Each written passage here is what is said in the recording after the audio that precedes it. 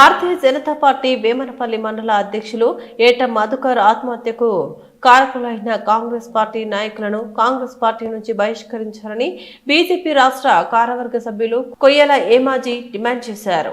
బెల్లంపల్లిలోని press club లో ఏర్పాటు చేసిన విలేకరుల సమావేశంలో ఆయన మాట్లాడారు. మధుకర్ కుటుంబ సభ్యులకు ఇందిరమ్మ ఇల్లు మంజూరు చేయాలని, ప్రభుత్వం నుంచి 25 లక్షల రూపాయల నష్టపరిహారం అందించాలని డిమాండ్ చేశారు.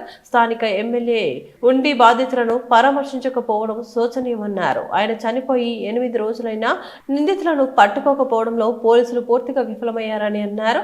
పోలీసులు రాజకీయ ఒత్తిళ్ల వల్ల కేసును నీరుగార్చే ప్రయత్నం చేస్తున్నారని అన్నారు. ఆత్మహత్యకు కారకులైన ఎస్ఐ కోటేశ్వరరావును కాపాడడానికి పోలీసులు కంప్లైంట్ కూడా తీసుకోలేదన్నారు. పోలీసులు వెంటనే నిందితులను అరెస్టు చేయాలని, లేకుంటే కమిషనర్ కార్యాలయాన్ని ముట్టడిస్తామని హెచ్చరించారు. ఈ సమావేశంలో బీజేపీ మాజీ జిల్లా ఉపాధ్యక్షులు పులగం తిరుపతి, సీనియర్ నాయకులు గోవర్ధన్, జిల్లా కౌన్సిల్ సభ్యులు శ్రవణ్ కుమార్, ఎస్సీ మోర్చా జిల్లా కార్యదర్శి కల్లెపల్లి నవీన్ కుమార్, ఎస్సీ మోర్చా జిల్లా కార్యవర్గ సభ్యులు నర్సింగ్, బీజేపీ పట్టణ ప్రధాన కార్యదర్శి అరవింద్ పాల్గొన్నారు. ఆయన రక్షణ కల్పిస్తూ వారిని అరెస్ట్ చేయకుండా కాపాడుతున్నారని చెప్పేసి మేము భావిస్తూ ఉన్నాం. కాబట్టి వారిని ఇప్పటికైనా వెంటనే అరెస్ట్ చేయాలని చెప్పేసి పోలీస్ అధికారులను మేము డిమాండ్ చేస్తూ ఉన్నాం.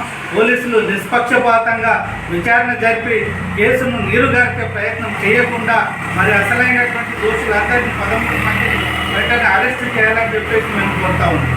అదేవిధంగా మరి స్థానిక ఎమ్మెల్యే గడ్డం వినోద్ గారు మొన్న ప్రెస్ మీట్ పెట్టేసి మరి మధుకర్ హంతకులు ఎవరైతే ఉన్నారో వాళ్ళందరినీ శిక్షించాలని చెప్పేసి ప్రెస్ మీట్లో చెప్పడం జరిగింది.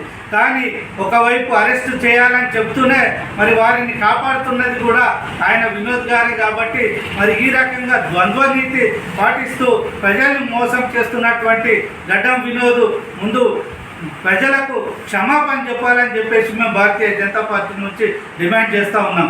అదేవిధంగా ఈ మధుకర్ చావుకు కారణమైనటువంటి కాంగ్రెస్ నాయకులు ఎవరైతే ఉన్నారో ముందు వారిని కాంగ్రెస్ పార్టీ నుంచి బహిష్కరించి మీరు చిత్తశుద్ధిని నిరూపించుకోవాలని చెప్పేసి మేము డిమాండ్ చేస్తూ ఉన్నాం. మరి ఈ రకంగా వారిని ఒకవైపు కాపాడుకుంటూ మరి ఇంకొక వైపు ప్రజల సానుభూతి పొందడానికి వారిపైన చర్య తీసుకోవాలని చెప్పేసి మరి డ్యూయల్ రోల్ పోషించడం అనేది సరైనటువంటి పద్ధతి కాదని చెప్పేసి వినోద్ గారిని హెచ్చరిస్తూ ఉన్నాం.